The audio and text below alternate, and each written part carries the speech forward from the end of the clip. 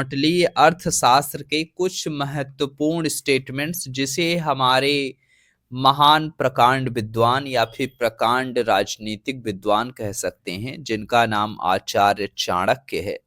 तो चाणक्य द्वारा रचित सूत्र जिसे आप चाणक्य राजनीति सूत्र कह सकते हैं। तो चलिए स्टार्ट करते हैं। तो पहला स्टेटमेंट है सुखस्य मूलम धर्मः।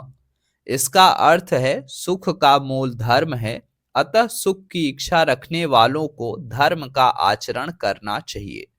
सेकेंड स्टेटमेंट उन्होंने कहा धर्मस्य मूलर्थ।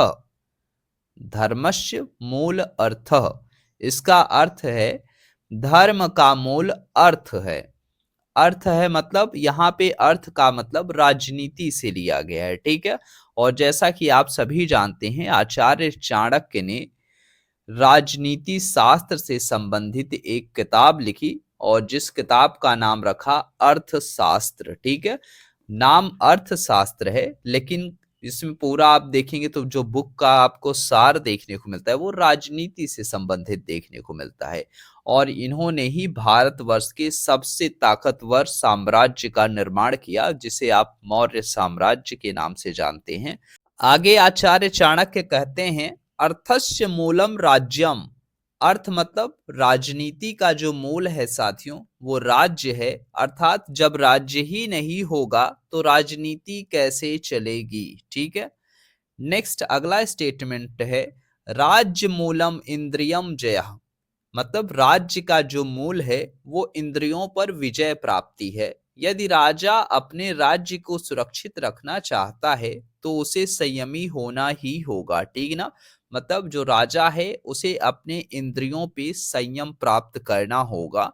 अगर वो अपनी इंद्रियों पे संयम नहीं प्राप्त कर पाएगा तो वो राज्य कैसे चला पाएगा, ठीक है। सोचिए आचार्य चाणक्य ने कितने पावरफुल स्टेटमेंट लिखे जो आज के भी टाइम में अगर आप देखेंगे ना तो ज्यादातर आपको सार्थक ही देखने को मिलते हैं। अब देखिए टाइम काफी ज्यादा हो गया है ना, आज से अगर आप देखें तो 2300 साल पहले की बात है, ठीक ना। अगर कोई इंसान सोचे 2300 साल पहले लिख दे रहा है जो बात और आज भी वो चीज अप्लाई हो जा रही थी, ये बहुत बड़ी बात है। इससे हमें पता चलता है कि जो आचार्य चाणक्य थे वो कितनी प्रकांड विद्वान थे। राजनीति में उनसे बड़ा धुरंधर भारतीय इतिहास में आपको देखने को नहीं मिलता। यहाँ तक अगर हम बात करें विश्व के इतिहास में तो आप देखेंगे विश्व के इतिहास में 3-4 लोग का नाम आपको देखने को मिलेगा।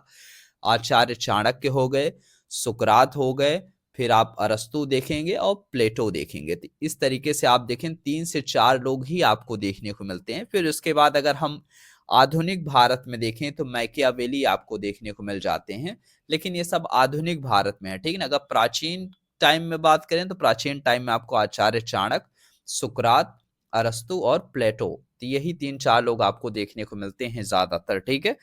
और नेक्स्ट अगर हम बात करें साथियों तो अगले स्टेटमेंट में इन्होंने कहा है इंद्रिय जयस्य मूल विनयम। मतलब इंद्रियों पर विजय का जो आधार आचार्य चाणक्य ने बताया है वो है विनय, मतलब चरित्र की दृढ़ता। जिस व्यक्ति का चरित्र जितना दृढ़ होगा, मतलब जितना ज्यादा दृढ़, मतलब आप जानते हैं जिसे आप डुला ना पाए, ठीक ना। चरित्र ऐसा होना चाहिए जो दृढ़ चरित्र हो, ठीक ना।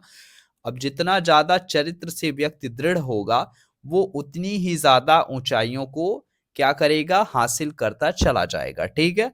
नेक्स्ट बोला गया है विनयस्य मूलम वृद्धोपसेवा। विनयस्य मूलम वृद्धोपसेवा मतलब चरित्र की जो दृढ़ता है वो वृद्ध व्यक्तियों से, वो व्यक्ति वृद्ध कैसे हो सकता है, ज्ञान वृद्ध हो सकता है और वयोवृद्ध हो सकता है। तो मतलब अगर आपको क्या करना है, विनय धारण करना है, तो पहले आप क्या करिए, अपने चरित्र को मजबूत करिए। और चरित्र मजबूत करने के लिए आचार्य चाणक्य ने बताया है वृद्ध व्यक्तियों की सेवा करना। और वो वृद्ध व्यक्ति किस तरीके से हो सकते हैं, वो ज्ञान के वृद्ध हो सकते हैं जिनके पास अपार ज्ञान हो, ठीक ना।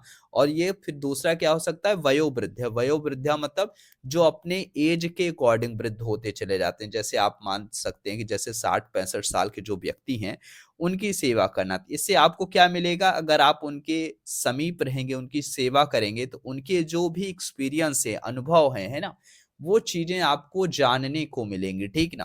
अगर सोचिए कोई 15-16 इयर्स का व्यक्ति अगर किसी वृद्ध व्यक्ति की संगत में रहेगा, तो वो सोचिए अपने से 70-80 साल पीछे की चीज़ें जान रहा होगा और जो भी वृद्ध व्यक्ति ने हासिल किया है, वो सारे ज्ञान उस व्यक्ति को प्राप्त हो रहे होंगे। किसकी वजह से? सेवा की वजह से ना, सेवा बहुत कुछ आपको दे के जाती है। आचार्य चाणक्य का कहना है, विनयस्य मूलम वृद्धोपसेवा, चरित्र की जो दृढ़ता है वो वृद्ध व्यक्तियों की सेवा करने अर्थात उनके समीप या फिर उनके निरीक्षण में रहकर उपदेश सुनते हुए तथा उनकी आलोचना को सहन करने पर भी आती है, ठीक ना? अब ऐसा नहीं कि आप सोचिए वो खुशी-खुशी सिखाएँ, कभी-कभी वो गुस्से में भी आपको बहुत सी चीज़ें सिखा जाते हैं। तो आचार्य चाणक्य की ये बातें आप सभी के लिए काफ़ी ज़्यादा यूज़फुल होंगी साथियों। तो मिलते हैं अपने नेक्स्ट पार्ट में, जिसमें हम चाणक्य नीति से संबंधित अन्य और बातों की पूरी विवेचना करेंगे साथियों। तो उम्मीद करते हैं ये वीडियो आप सभी को पसंद आई होगी। तो मिलते हैं अपने नेक्स्ट वीडियो में साथियों।